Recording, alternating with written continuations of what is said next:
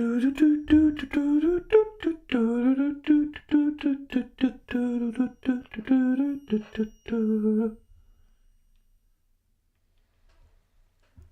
dokie. Study. And here we are. This is it. All of the things that we've practiced so far have been leading us to this moment where we are going to work on our personal dashboard capstone project. We've learned so much so far. We are going to be hopefully applying as much of that as we can into this dashboard project. So let's go ahead and take a look at what we're building. Essentially, what we are attempting to build is a clone of the Momentum dashboard. Momentum is a browser extension that will pop up kind of an informational screen whenever you open a new tab in your browser. So it takes over the default new tab and replaces it with, well, some stuff. There's like the time, the weather, a to-do list, and some other stuff. We're going to see some examples of that later. But this right here is our own version. This is what we're aiming toward at the end. You can see that we have the current time being shown. We've got a list of some cryptocurrencies we're going to be getting from an API. We've got the weather we'll be getting from an API. The image in the background is coming from the Unsplash API, as well as the information about the image's author or photographer. And at the very end, what we're going to do is take this and we're going to actually turn it into a Chrome extension, deploy it to your own Chrome browser. So when you open a new tab, you actually get to see our own personal dashboard here. I'm super excited for this project. It's going to be a lot of fun. We're going to get to interact with a number of different APIs. And then, of course, at the end, you're super encouraged to customize this however you'd like. Interact with as many different APIs, push as much information onto your dashboard as you're interested in seeing on any given day, and just have fun with it. So the waiting is over. Let's jump in and start working on this dashboard project. Dashboard wireframe. Let's start out by wireframing exactly what we want this to look like. Now, what I've done is taken a screenshot of the Momentum dashboard that I have that shows up whenever I create a new tab in Chrome. Now, we're not going to go quite as in-depth as what they have in the official Momentum dashboard, but we will access a few APIs in order to mimic this, at least to a degree. Obviously, the most apparent thing is the time in the middle. And That's honestly, easy. We're actually just going to be Live using life. plain JavaScript Easy. in order to create this time. We're not accessing Maybe like a API to quote give us something time or here. anything like that. Then, of course, Okay, so like, I think the time is easy. We can make the time. This is probably an API. This is also an API. This is going to be hooked up with this picture. So picture is displayed as background, and then you have the location. That is going to be also in the API, I believe. First they ignore you, then they laugh at you, then they fight you, then you win. No idea. Might be an API for code. This is probably hard-coded. This thingy. Live life. Or maybe you can hook it up with an API that's going to display like cliche life quote, something like that. And then maybe a to-do list. of course, we have this beautiful image in the background, and we are going to access the Unsplash API to pull in an image that we can use as our background. Unsplash In the API. upper right-hand corner, you'll see that we have the weather, and we're going to be accessing the Open Weather API. Open Weather to API. record that data There we in go. based on your own location. We also have this little attribution in the lower left. What Momentum has decided to do was tell you the location of the image. What we are going to put down here is the author or the photographer of the image that we pull in from Unsplash. Then the Okay. last thing we'll do is, instead of having a links section or a search section, we're going to fill this top left corner with information about cryptocurrency. And we'll be using the Cryptocurrency. CoinGecko API in order to access that Okay. information. Then Not at too the end of bad. this project, you will have the entire world open to you to add whatever you want, like what is your main focus for today? Or you could create a little to-do list in the lower right. There's going to be plenty of real estate for you to fill things out if you want. And as we mentioned, we'll be making this a real Chrome extension. For the first little while, we'll be doing all of our development here in Scrimba, just using this little mini browser to take a look at what it looks like as we're building it. But toward the end, we'll go through the last couple fairly easy steps to make this into an actual Chrome extension that pops up when I'm excited for this. tab in Google Chrome. The process of wireframing like this is extremely helpful, even if it's as basic as what I just showed you here. First of all, it helps us understand what we should be working on first, but it also helps guide our layout as we start actually coding this up. Now that we have a basic idea of how things are going to be spread across the page, let's go ahead and get started. Okay, not too shabby. So it's basically a picture with displayed relative, and then there's a 4 elements that's going to be display absolute. Cryptocurrency going to be top 0, left 0. The clock is going to be in the middle, so 50-50. Then we have like a what is it? The author is going to be bottom 0, left 0. Let's jump right into our So dashboard simple, project, and the very first thing we're simple. gonna do is I like get our API. image from the I like unsplash API now. We'll API probably probably do my this one in favorite. a couple parts. The first thing you're going to do is use the URL that I've provided here. And you'll notice here I've chosen a query of nature, and that's probably just because Momentum, the Momentum Chrome extension, usually has a nature picture in it. You can change this to whatever query you want. Ooh. And I've been a little bit vague here when I say you're going to change the body's background image. This is a property on the body's style object, to this value where you have URL, parentheses, and then you're going to put the URL that you got from the API here. As I mentioned here, you might need to dig around the response body. The response body that comes back from this API request is a little bit large, and you'll have to find the URL to the actual image. Now, just for time's sake, I've included some CSS on the body that will automatically style the background so that it fits nicely within the window here. And this code is code that I usually end up just going to this page, this article on CSS tricks to find, because it always tends to produce a really good background image that will work on any size, no matter how you're... Wow.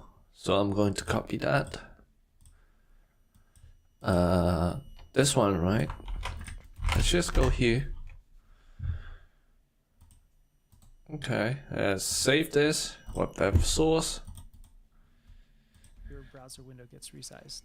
All right, you should have all the tools you need. Pause here and Get a start working on random this challenge. image, set it as the background. Okay. So it's going to be the body.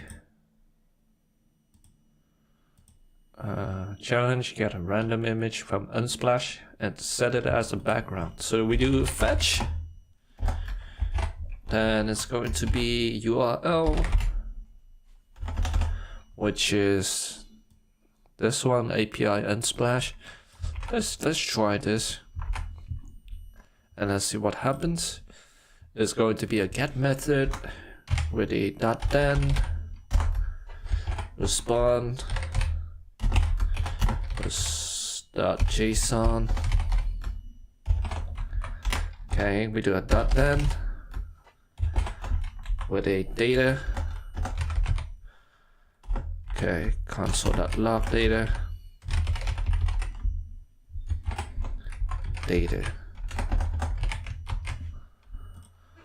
Okay, so we have the image. Simple fetch. All right, so many of them. Okay, change the body background image to the URL. So we want to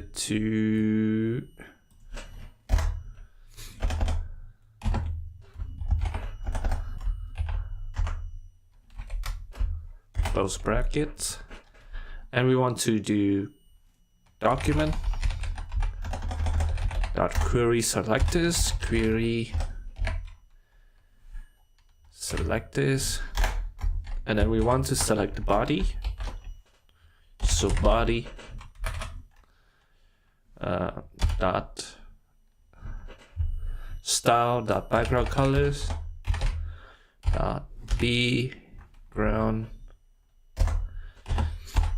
equal to, so you want the URL background image CSS URL, and then what else? URL, then you want the source. Okay, it's going to be data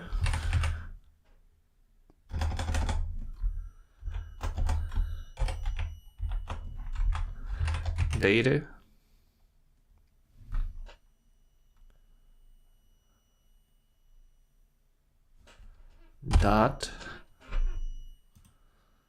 why is it not working?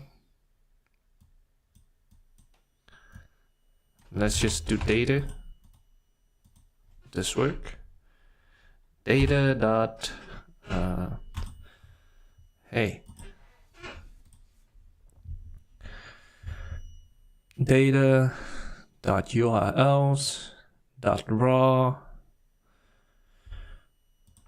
dot URLs dot raw. All right, background image.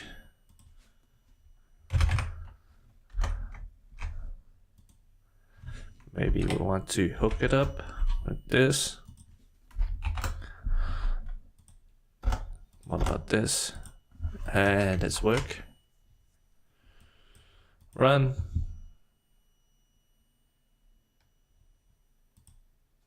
Does it look like it runs? Sweet.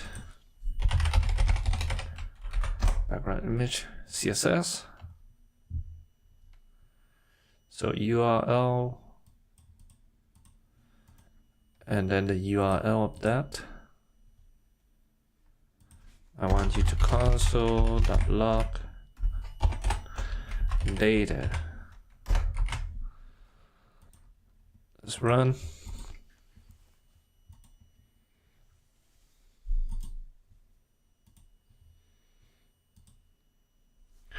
Maybe let's set the body with an ID. Okay, it works. It might be because so the URLs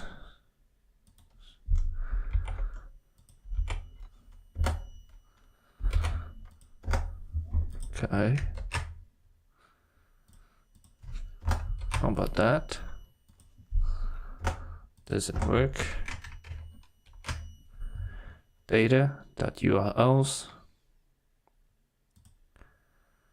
is going to be in a string. Style.background image. Change background image with JavaScript. URL. Okay, so I forgot that it's supposed to be a template string instead of a normal string. So we would need we would be able to put this data dot URLs dot raw. What about now? We run.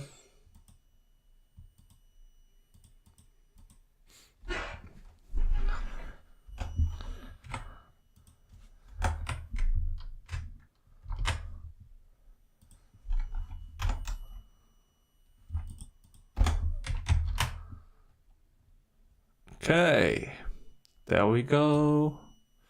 Looks nice. Okay, not too shabby.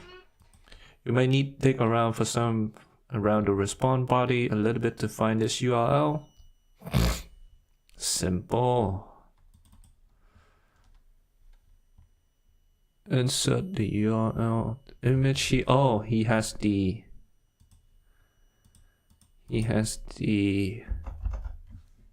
So it's supposed to be like this. Boom. Boom. This work the same way? No.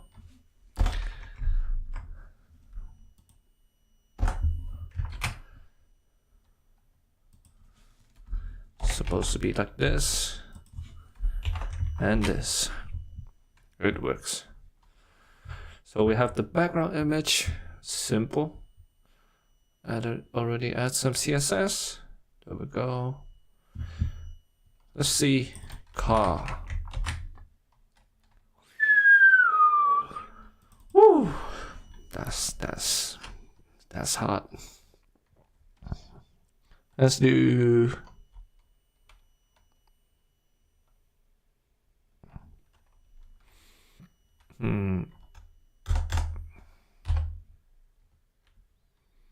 let's do houses. No, nature. Let's keep it with nature. Simple. Ah, not this one. Oh, wow, that's hot. That's sexy. Okay. Pretty simple. And okay, like I mentioned, there's a lot of data that comes. Get a good of the image. We have raw, full, regular, small, and a thumbnail. Yeah, I'm I not think sure. the thumbnail and small are going to be certainly too small. I used regular originally, but then I found when I made it a full screen page that it was a little bit gritty, a little too pixelated for my liking. So I think I'm going to use full. Now, this object is data. This is a property called URLs. So we have data.urls, and then it is an object that has a property called full. So property on .body. I will pull in as data.urls.full. Let's refresh this, let this code run. Document.body. It took a minute for it to populate there just because it's kind of a large resolution image, but you can see if I make this pretty large, we still have a pretty good looking image. Let me show you what it looks like if I were able to get this far. If not, obviously feel free to rewatch this, erase everything, got it. Try again. And when you're So ready, let's move work on this. Add others. Add authors info. So basically it is going to be displayed somewhere around here. So first of all, I want the body. All right, the next part of our challenge is to display the image's author. Before this confuses anyone, just for load times, I changed this back from full, which we had discussed in the last one, to regular. When the time comes to actually launch this as a Chrome extension, I'll change this back to full just for the resolution. But for now, regular will look good on our mini browser, and it will load a lot quicker. So your challenge for part 2 is to take the data that you've already collected right here and display the image's author on the screen. Don't worry about positioning the author in the right place yet. We're going to have a whole screencast dedicated to positioning the things that we want to put out here. So for now, this is a little open-ended. I don't have anything in the HTML ready to display the image author or anything like that. Simple. So this challenge is a little bit trickier, but hopefully not too bad.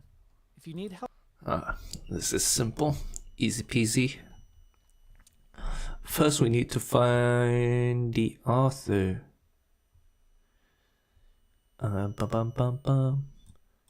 Maybe Shano. Location. We have location as well, so it's really good. So what do we need? Just need the author. Name of image author. So what we need to do is basically create a div. Maybe a P, right? A P would be way more simple. So let's do P, not uppercase, P, and then we do a slash P. How about we just insert it in, let's say,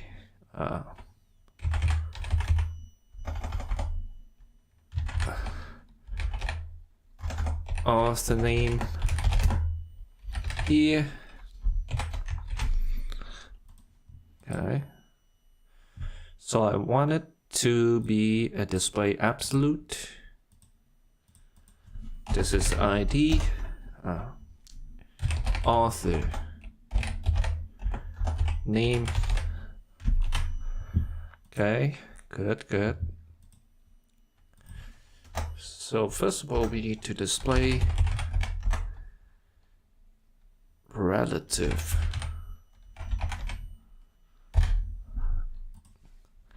And then I want P to display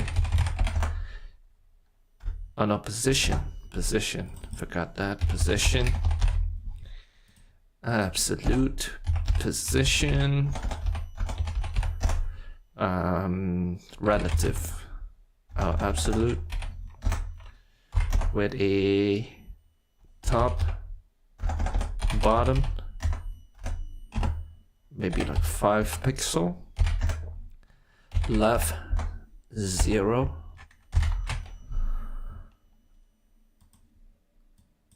Okay. 5.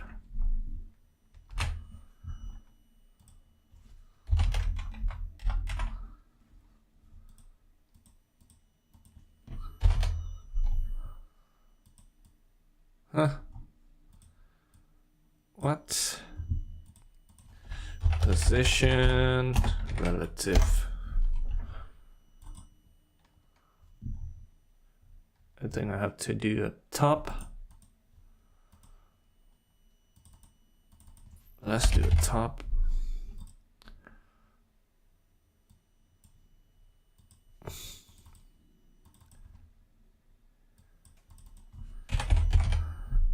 Okay, that works. But I cannot do bottom. Bottom would be like way down here. So yeah, 5VH. Doesn't work like that. So let's do top. 95%. Good old percent.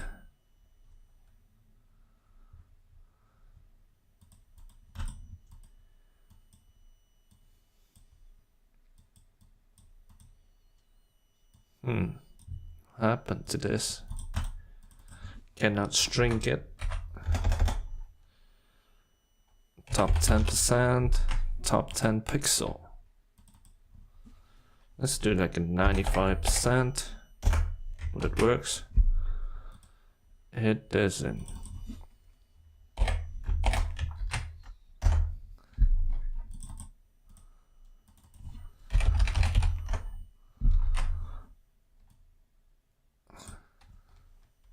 Hey, what's up? Top. Let's do like a 10 pixel. Yeah, let's just keep it like this. Maybe like a 0. Okie dokie.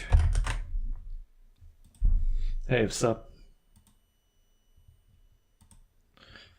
So now what we need to do is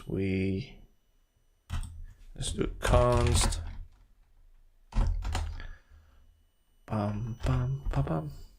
author name equal document dot get element by ID.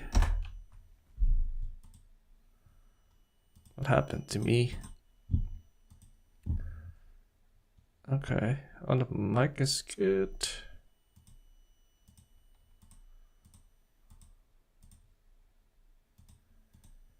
Yeah.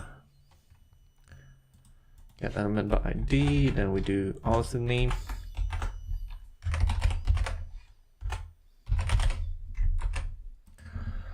What's soup? Author name dot. So what do we need to do with this? We do inner HTML.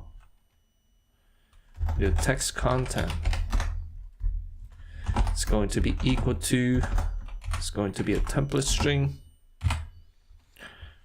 with a here, it's going to be data dot author name.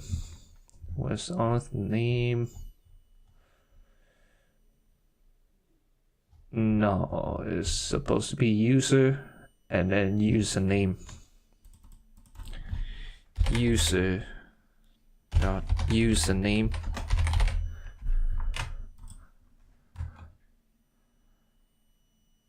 Okay. Maybe like 100 pixel.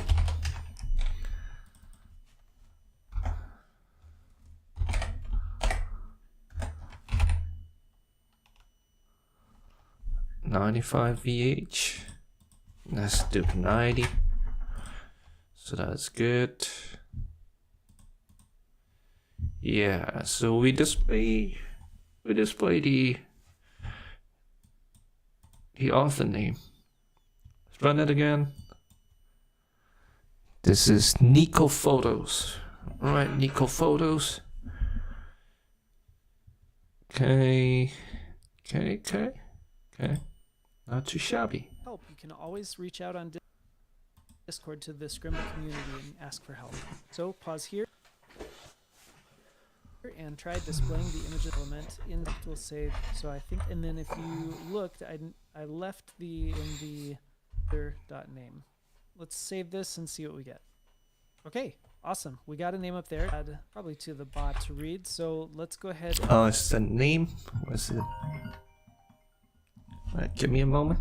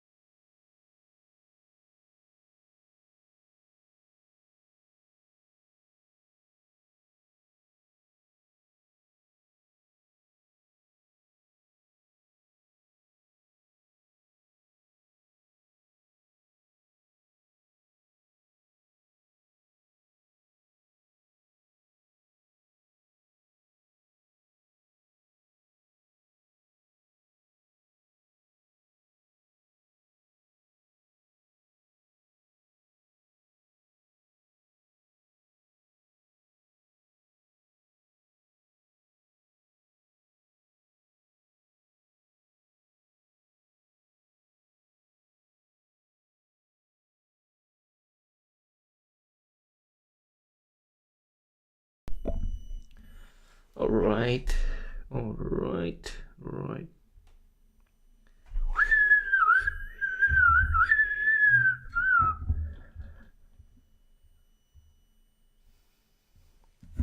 Okay. key. And fix that. First of all, So there's a name. Oh, Sean O. Okay. Just need a little bit of fix. And set up username, just name. And then we would have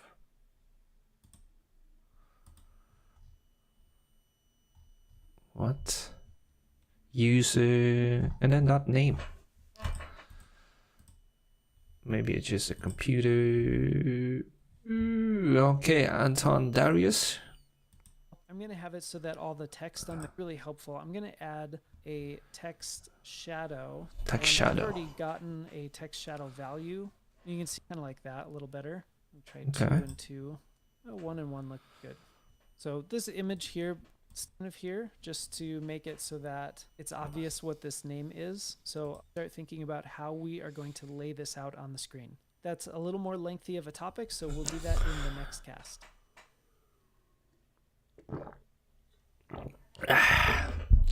Dionysus. Sup. All right, now that we have something on the screen here with our author of the image, I guess the person who took the photo, it's time for us to start thinking through how we're going to lay out the contents of our page. So I have here a screenshot from the Momentum dashboard, which is what we're mimicking our dashboard from. And I've highlighted the sections that we're going to be using. So in the upper left, we know we're going to have our crypto. Okay, so basically this. Our weather in the upper right, and then the photo author or the photographer Bottom in the left. lower left. And I'm going to talk about 2 different options we have for laying out the page. Of course, we could always do a third option, which is to do everything as absolute positioning. But because we have these newer technologies with CSS Grid and Flexbox, we're going to only consider those 2. Grid. You may not be super practiced in either one at this point, but that's okay. We're going to keep this really simple. We're just going to be using the most basic properties. When I'm thinking through layout like this, it's really helpful to have a little bit of a wireframe like we have here. And with our first option, we could go with CSS Grid. And what that does is allows us to separate our page into a grid. In this case, I have a 3x3 grid. You could have a 12 column grid, or really however you want it. Okay, so it's like a 1FR, 1FR, and 1FR. So no, it's column first, no, row first, column second. Right? 1, 2, 3. Am I right? Or am I? I think I'm wrong. Wait. Grid template.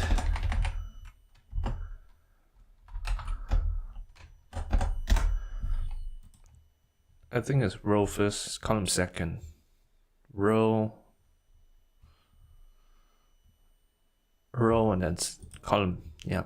So row 1, 2, and 3. So 3 row, 3 columns. So simple stuff. Then we want this to be align self start. Alright, so it's in the justify self start. Also align self start as well. So that is the value, the default value. This one is going to be align start and then justified n. This one align n and justify start. And what Simple. we do is just place each of these items in its own grid cell. This is a really good option for 2-dimensional layout. However, I personally am a little bit more familiar with our second option, which is Flexbox. I have laid out this page in Grid just to test it out, but just in case you're not terribly practiced with Grid or Flexbox, I think Flexbox is going to offer a simpler solution for us this time around. Because our page is so simple, it's actually going to be pretty straightforward. The first thing we'll do is divide our top, middle, and bottom sections into way 3 more different simple. elements. And then we'll be laying those out in Flexbox as a column direction. Now that leaves us with this top section, which actually has 2 different elements in it. We've got the cryptocurrency in the upper left and the weather in the upper right. And so we will just make that top container its own Flexbox container and divide the 2 items with some space between the 2. I know this diagram looks a little more complex than the grid one, but we'll see in the code that it's a little more straightforward. Yeah, this is way more simple. So we do display flex. This one is in div. Then we do justified content, space between, so that it push all the way to the edge. This one, align item centers. And then this one, align item start. This one doesn't need anything. Just like you want to space it between. Simple. Necessarily focus heavily Okay. on learning the intricate details of Flexbox and just keeping it fairly simple. If you do feel a little rusty or you haven't really had a chance to practice Flexbox or Grid, I have here some links to Sage using Flexbox. We'll start that in the next screencast. All right, now this isn't a section about CSS or Flexbox, so this is more of an aside and a quick practice. And because of that, I've pretty much set everything up here. You just need to fill in this the is values display for these flex. question marks. Now, I did make a few changes. Columns. First of all, in our HTML, Justified I content, added a main space section just so that we could separate the elements of our body evenly with the content versus with our all this. script tag here. Looks Obviously, like the it. script tag doesn't represent any element on the screen, but this is a nicer division, I think, of the HTML in my mind. And then we already had added our author, but I added a placeholder for the time and a separate div specifically for the cryptocurrency section and the weather section. So now our main element has 3 items in it, like we had discussed, for the crypto and weather to be on the upper left, the time to be in the middle, and the author to be here at the bottom. Oh, that's even simpler. Flex. Okay. Columns. Then we want this to be space between. Okie dokie. In order for that to work, I had to make sure that when these setting up something as row and the items were essentially the main bit of padding. I'm going to do the next step. So I'm going to take this div, which is still the first child of my main element, and I'm going to put 2 things in here. Let's just put paragraphs for now. We'll say we have a paragraph that says this is where the crypto will be, and we can see that we get our separate paragraphs like that. But what I'm going to do, a page, go ahead a little bit closer to paragraph, because we do want them to be lined up horizontally. The main difference now is going to be setting the justify content to space between, just like we did before. And that's so simple. Or text align. Obviously, if I decided I needed Text something align sitting centers. to the left or to the right on this same horizontal plane, it looks like things are laid out okay. I'm going Pretty easy. any kinds of errors that might happen in our code. Play around with what you see here if you want to, and when you're ready, let's move forward. Okay, so promise. All right, I got to playing with the CSS a little bit more. We're going to be talking about promises, but I wanted to catch you up on where I went from the last screencast to now.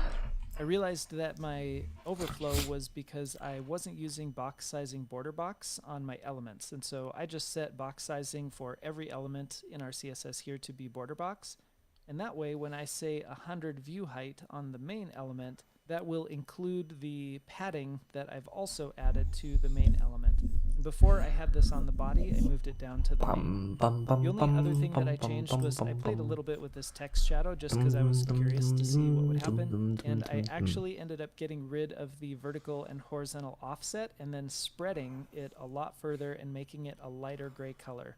I found that this is actually making it stand out a little bit better on more than just the right colored backgrounds. And unless you have a really trained eye, it doesn't actually look like there's much of a text shadow here. It just looks like white text that you can see. Okay, enough about CSS for now. We have a little quiz that we're going to do, and I wanted this to be a way for us to review promises, leading us into understanding promise rejection and how we can handle any errors in our code.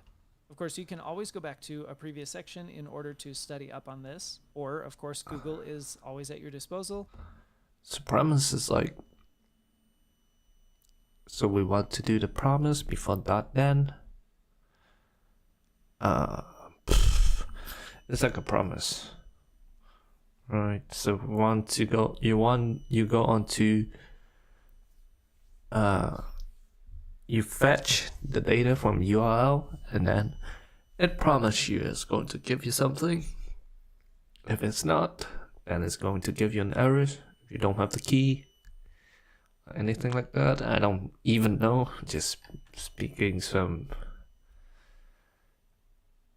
thing that I don't really understand. But I really, really, really recommend that you pause.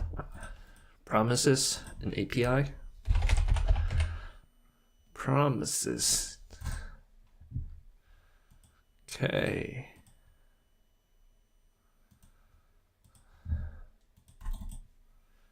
What happened here? Let me open another Google Chrome. This one laggy.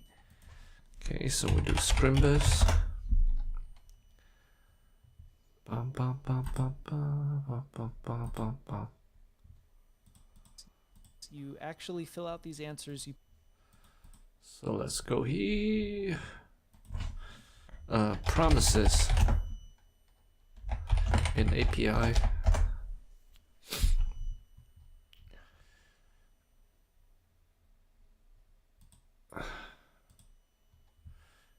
For value not necessarily known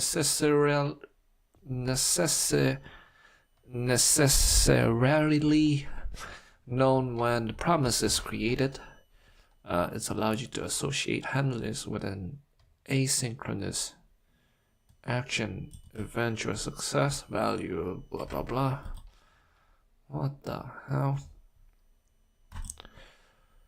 The promise resolved to the response object representing a response to your request. A fetch promise only reject when a network errors encounters. Yeah, so it's basically promise you to give you data unless you don't have the key, you have the wrong key, or you have bad internet connection.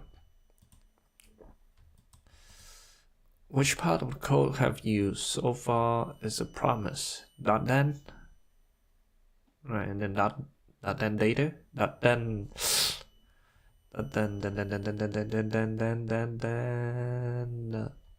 respond, and then the data. What are the 3 state promise can be in? So reject is one, delivering, pending, I think, pending. You put some thought into it, you do some research, and not just kind of hit fast. Let's see, pending. Process.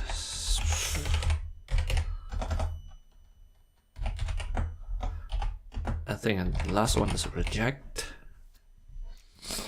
What does it mean when the promise is resolved? Oh, fulfill, I mean, fulfill. Or reject, right.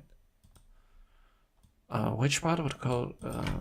Rest and data. Mainly the .then. How do we tell the code to do something only after promise is resolved? Put promise in front.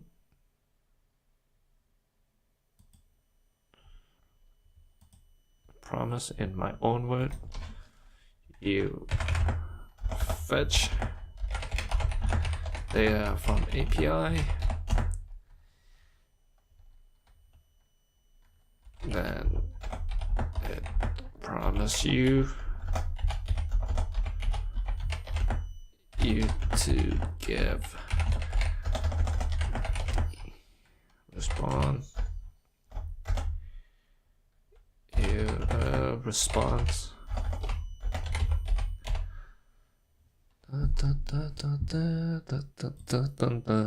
Fast forward and wait until I show you the answers. This operation you just told me to do. It's an operation that normally takes a bit of time, will eventually finish running. I owe you a response of some sort. I'm not ready to give that to you yet, but it will happen, and that's the promise. Okay, so which part of the code that we have so far is a promise? If I look over in index.js, I don't see the word promise necessarily. All right, well then what are always the first one? This just means that the promise has neither been fulfilled nor rejected, which then leads us to the other state. I mean, when a promise is resolved, it came with a promise of some kind of future completed task. So when that promise is resolved, it means the task we want to perform, finish successfully. Now, this is where it's really crucial for us to understand what it means by finished successfully. In the case for our fetch request, the promise that comes back to us essentially is a promise that we will get a response. It's not a promise that the response will contain the data we wanted, that every operation we tried to do went perfectly. It's not saying that at all. It's just saying that it promises to come back with a response. We tell the code to do something only after a promise is resolved. That's what we do inside of our .then method. The code inside of our .then methods will only run when this promise object gets set to a that has been rejected. How do we handle promise? This is what we're going to answer in the next screencast. Alright. We want to send the user something, right? Until now, we have been writing our code in a way that assumes something that's called a happy path, and that just means that everything goes as planned. We just pray that it works. If it not works, we don't even know. Like, it is not working. So now what we need to do is to do a .then, and then if reject. I think it's a reject, right? These .then blocks run whenever the promise that gets returned from fetch gets resolved or fulfilled. However, we aren't handling any kind of rejected promises or errors being thrown. And that will end up being a really bad user experience if we have any kind of error in our code. So when can a promise get rejected? The truth is, it depends on the function or method that's giving you the promise and how they determine whether or not something gets resolved or rejected. But in the end, a promise becomes rejected if any kind of error is thrown inside of one of the .then blocks, or, a little less common, is if a programmer manually calls promise.reject.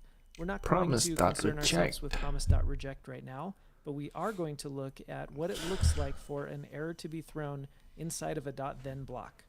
Now, in our plain and obvious like nature, but is just a random string of characters that I closely, we can console log our data with this query, believe it or not. Furthermore, if we dig deeper into the developer tools, we can see that this kind of craziness actually pops up. This is boring stuff. Unhandled rejection, promise rejection event. Now, this might look scary and a little bit confusing, but in the end, what's really happening is we're getting a JavaScript error here.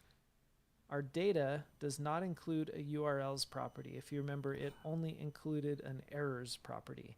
And therefore, data.urls is considered undefined. And when we try to access the regular property of undefined, that's when we get our error like we see below, cannot read property regular of undefined.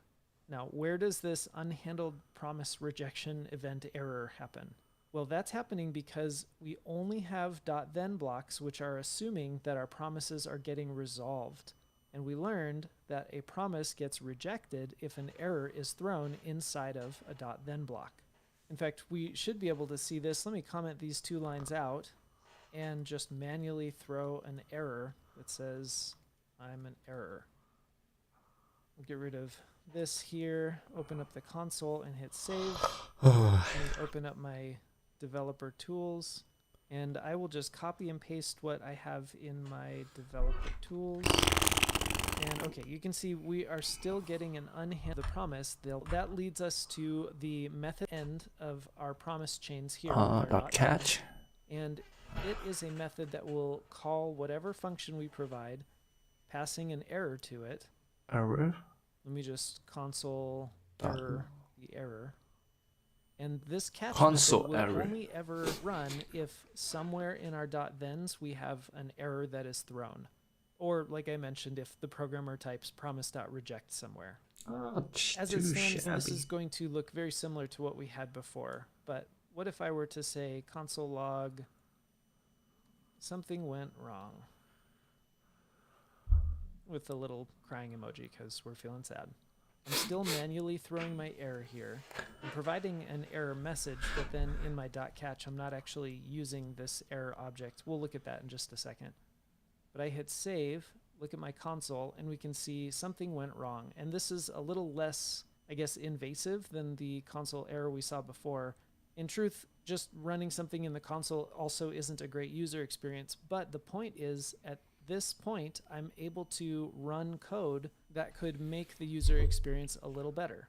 For example, maybe I'll open up the body of this function, and this is where I can handle the error. For example, the reason the query is all messed up like it is, we can choose a default background image. Talked about so far. I want you to pause. I want you to play around with this, see if you can figure out. Let's see if there's an error. Choose a default background image. Default background image. How to get this error to show up in this console log, or see if you can maybe set it up so that there is a default background image that gets used. Whatever it is, just spend some time with this code. What if I do this? Hey, give me a moment.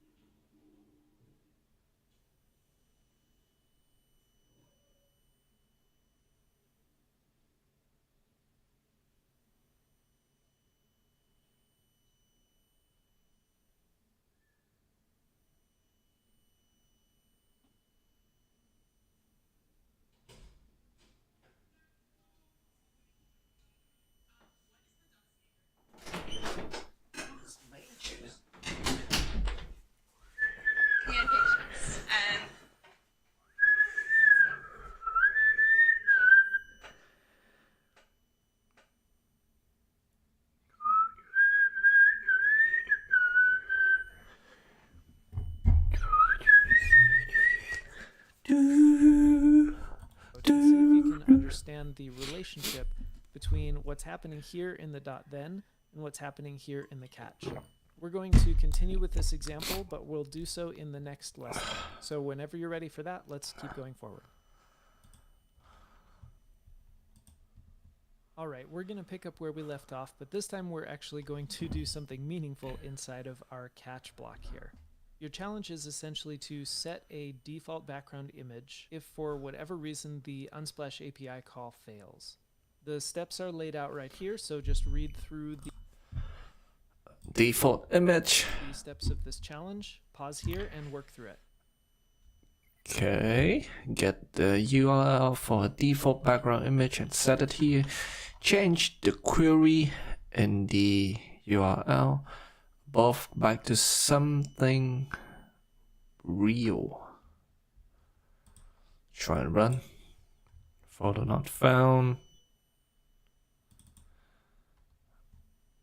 Okay, get a URL for a default image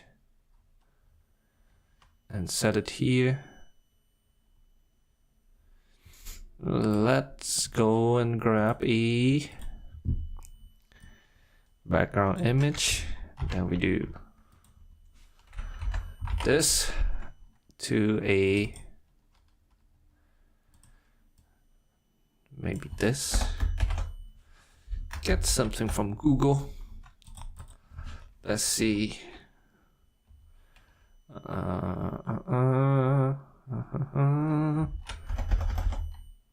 Error. Nah.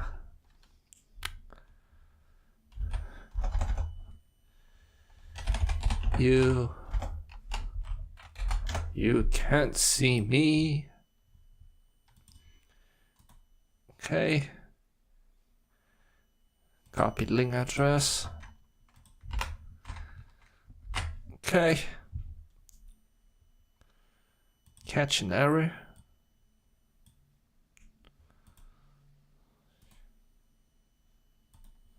You can't see me.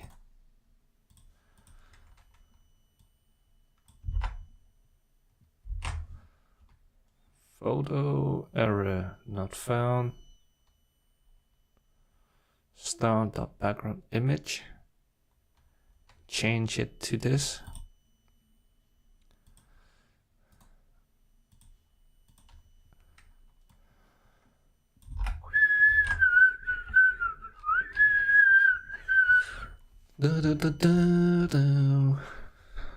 What does it display? Document dot element by ID. Change your query in the back to something real. Let's say doc. Okay. Club.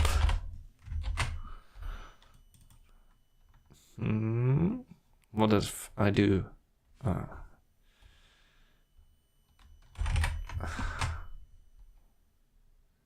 Add us is working. Okay, so I cannot do that. Log the image URL. Change the query above back to something real. Log the image URL to the console, replacing console.data. Log the image URL.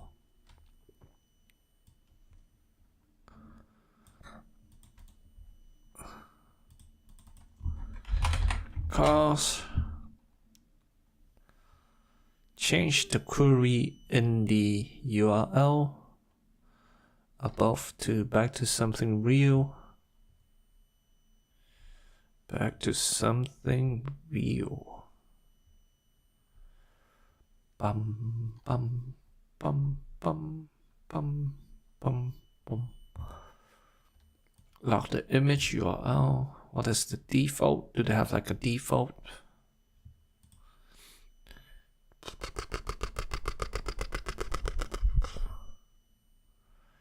Data.user.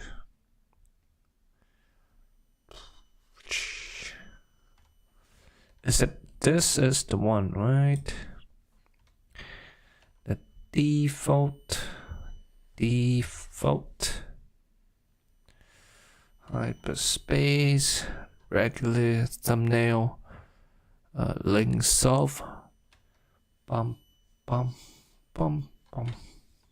Download location, name Samuel, bum.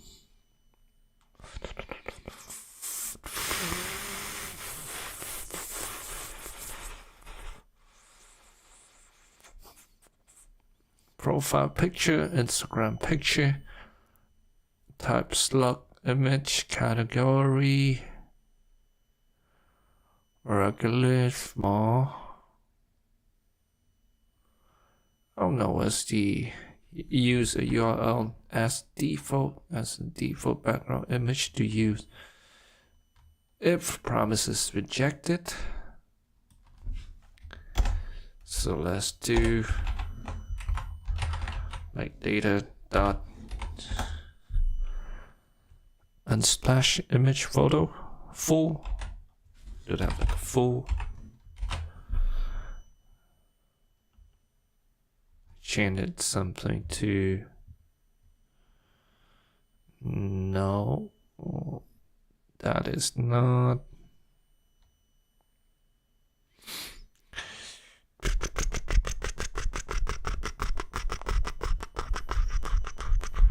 Photos, likes, portfolio. If we cannot access it to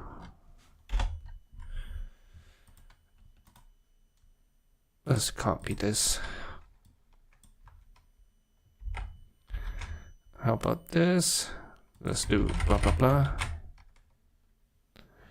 No image found. No image found.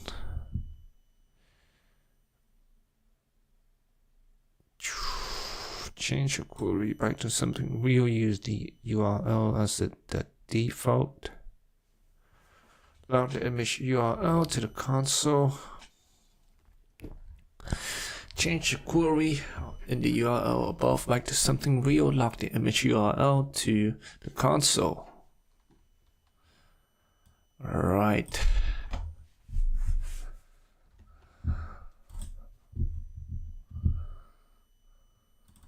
Let's do the car.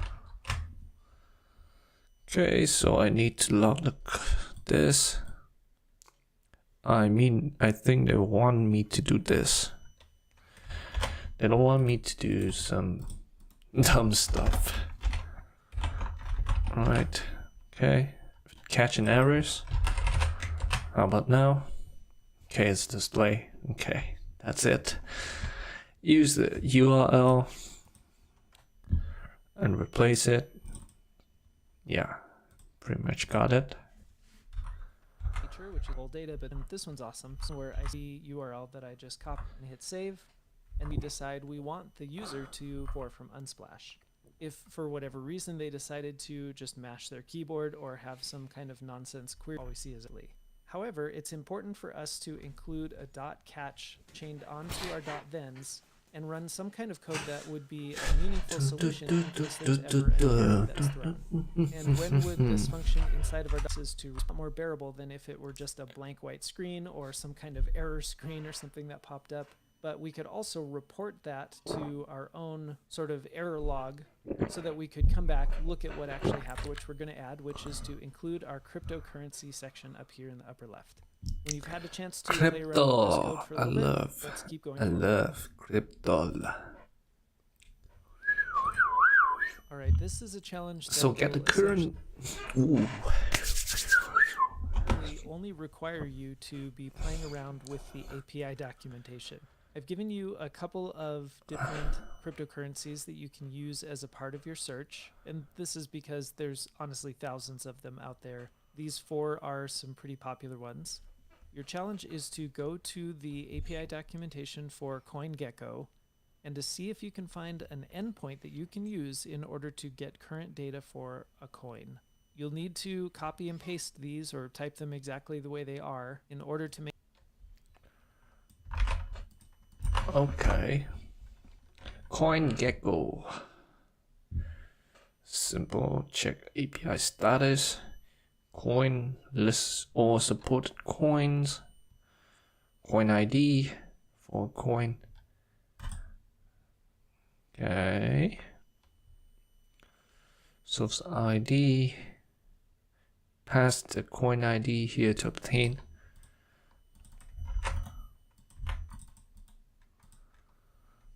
Localization, tickers, contract.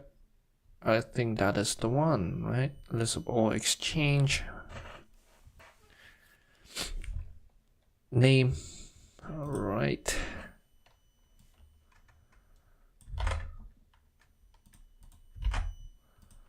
Slash Bitcoin. Did I have like an endpoint for that? I don't think they do. So the base is here. Now we just need to get. Give me a moment.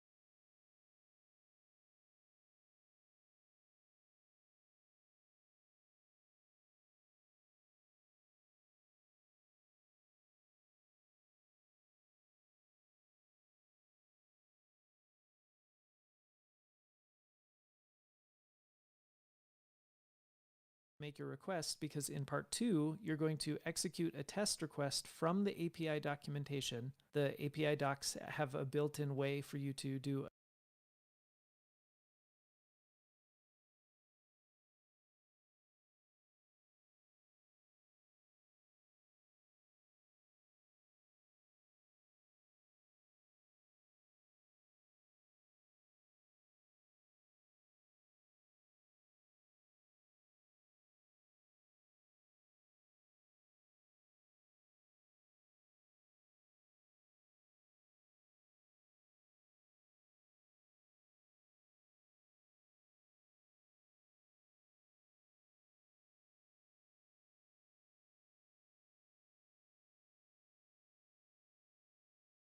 a test request. You're not going to be interacting with the code or anything in this one. This challenge is just to get you out there reading documentation. Pause here and start working on this challenge.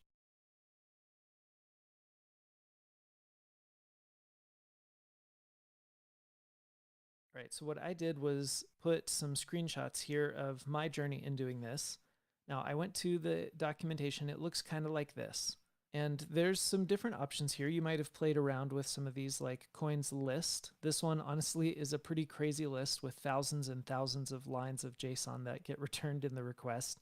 You also could have just gotten a simple price, which gives you the current price of any cryptocurrency. If you go in there, I think it has you put your cryptocurrency as a query string in the URL. However, the one that we are most interested down here is coins / and then the ID of the coin. And you can see it says get current data for a coin. And that's why I put this search term right here. If you click on that, it'll open up further and allow you to put in a number of different things, but the only required one is the ID of the coin that you want to get. And that ID is the name of the coin from this list. In my example here, I chose Dogecoin. So you type that in. Down below, there's an execute button. When you click that button, you get a response back. I can already see something interesting that I'll probably want to use, and that's this name field that says Dogecoin.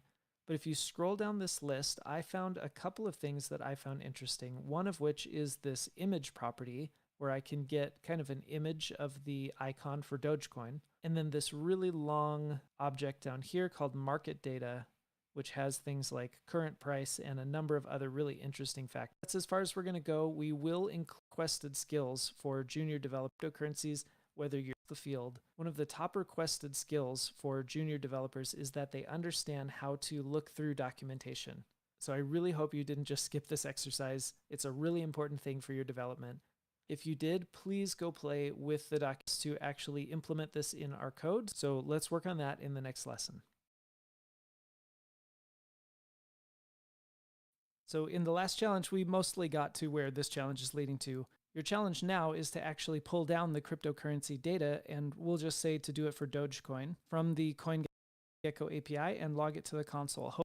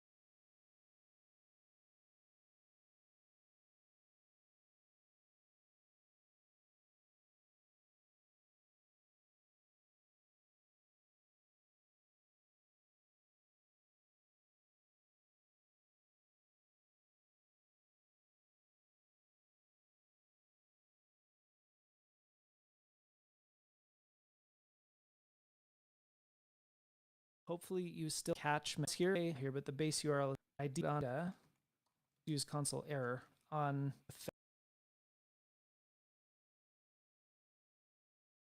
All right, we're picking back up where we left off in the last screencast. Blocks throws in the when like it wasn't able to, or if for whatever reason. However, let's say that I make a request with an S, and let me get rid of my throw error here, and let's hit save. Now, my catch block did not run. It actually didn't run this console error. Instead, when it console logged the data, what I got back was an object with an error property. That's something that's designed by the CoinGecko API. They can determine exactly what they want to return. Hello. But the point is, I should have something telling me that Turn the this mic on didn't mute. work. But because fetch By only the way, considers the promise rejected if there's like a network connection problem, it's not going to reject it if I get something like a 404. In fact, let me open up this part of the function here. And forgot that I turned the mic on mute, so return anymore, I need to say return res.json. But before we do that, let's console log response status. This is the number, the 3-digit number that'll come back. 200. Okay, so we did get a 404 status, and that's a bad thing. 404 it means we were status. unable to find the data that we're searching for. However, our promise did not get rejected because that's just how fetch works. So what can we do? Well, if we console log the entire response object, we'll find that there is a property called OK. So I can say res.ok. Let's console log that. Well, it turns out this res.ok Boolean, either true or false, is a way to indicate to us whether or not we received the response back that we expected.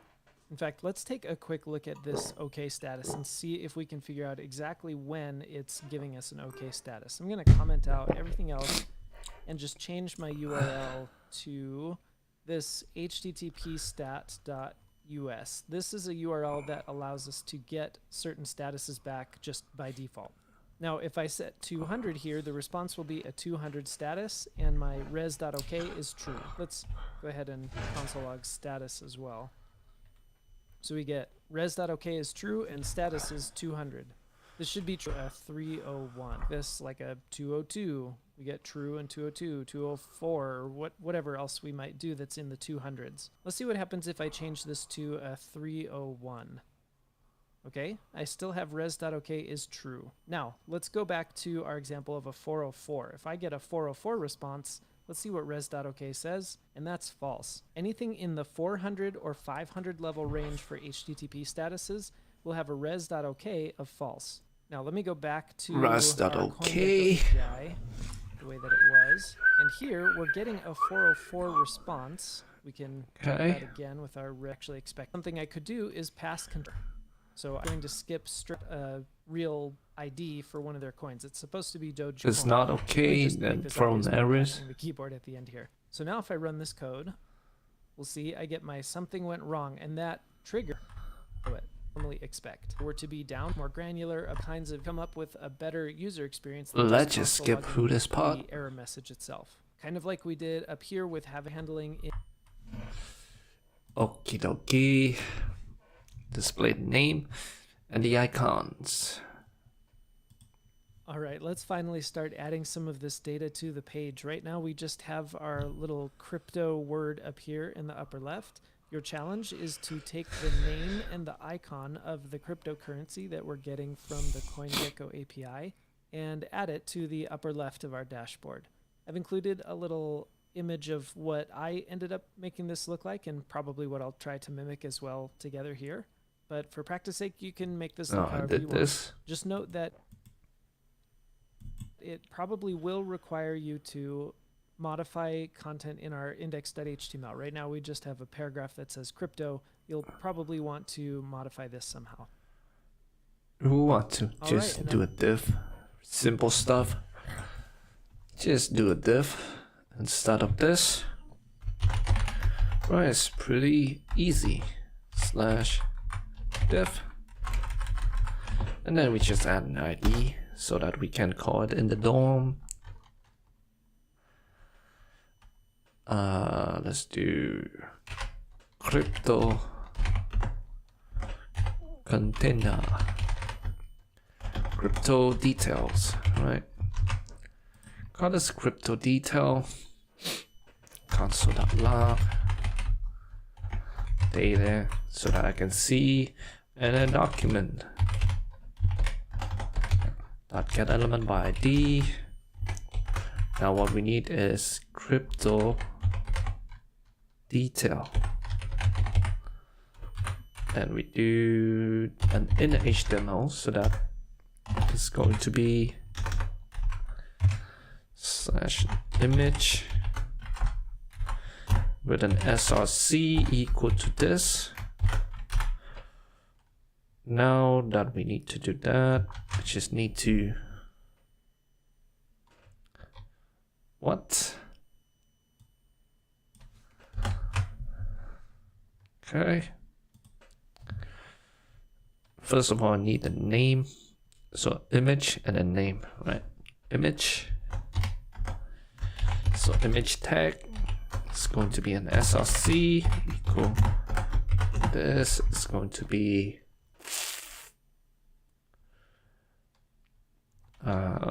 data dot image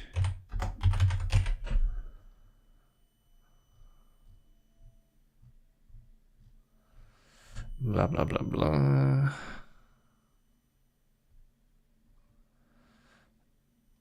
Bit bucket, I don't need that. What's the image?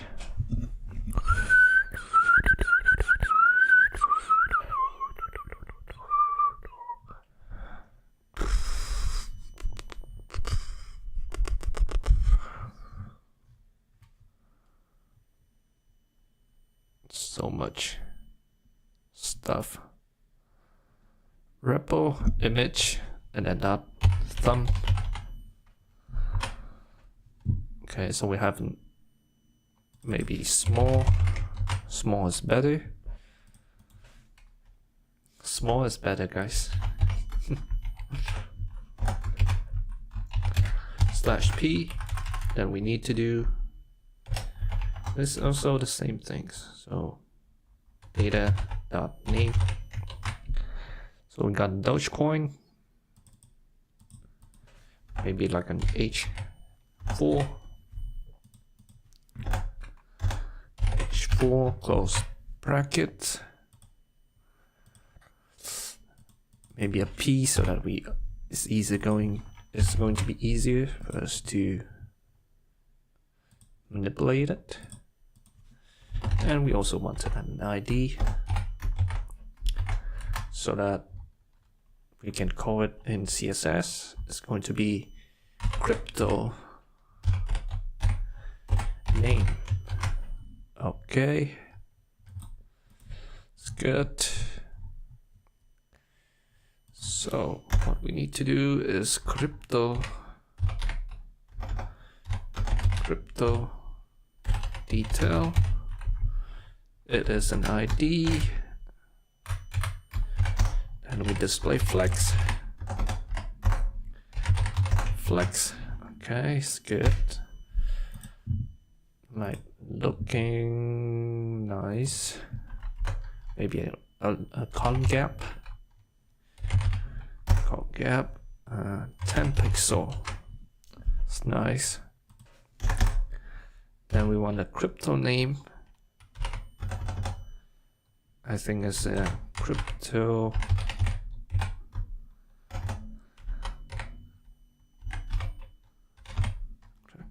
name.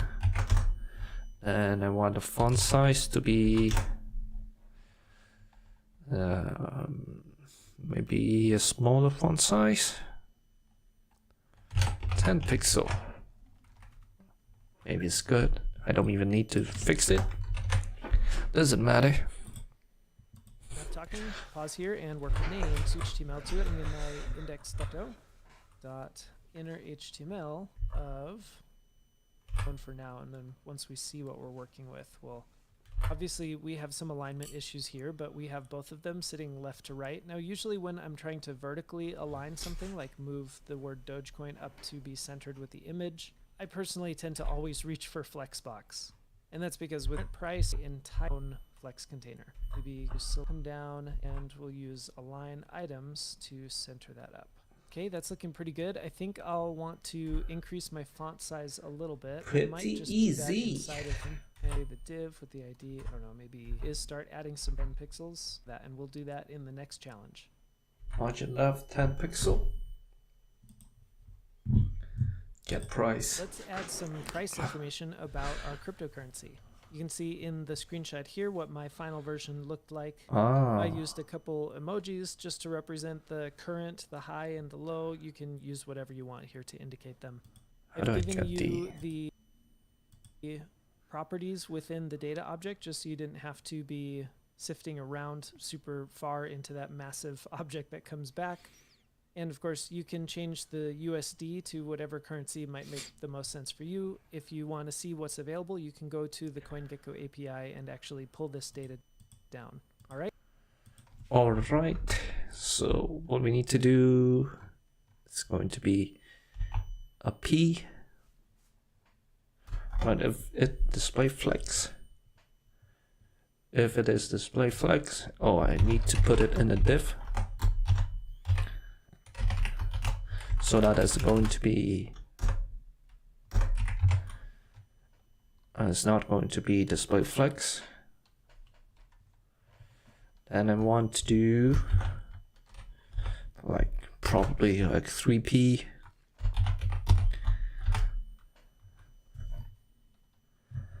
And then I need to do this. Boom, boom. Data market price, data market high, and data market low. 24.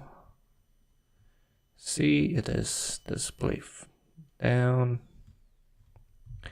Add the following data point underneath the name and icon, 1 paragraph each. So this is in a paragraph. We don't want it to display flex.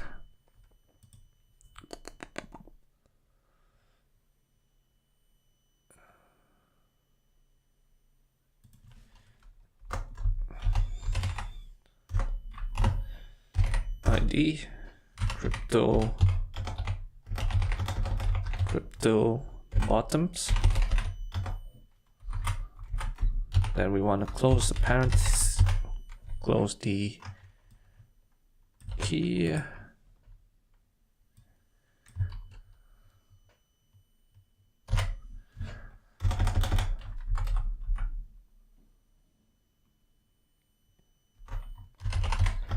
Document dot get element by ID,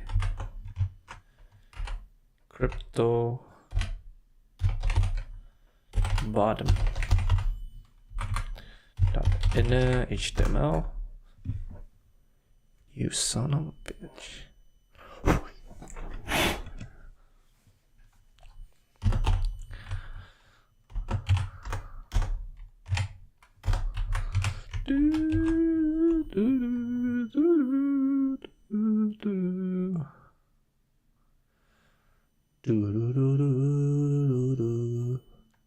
Wait, crypto bot.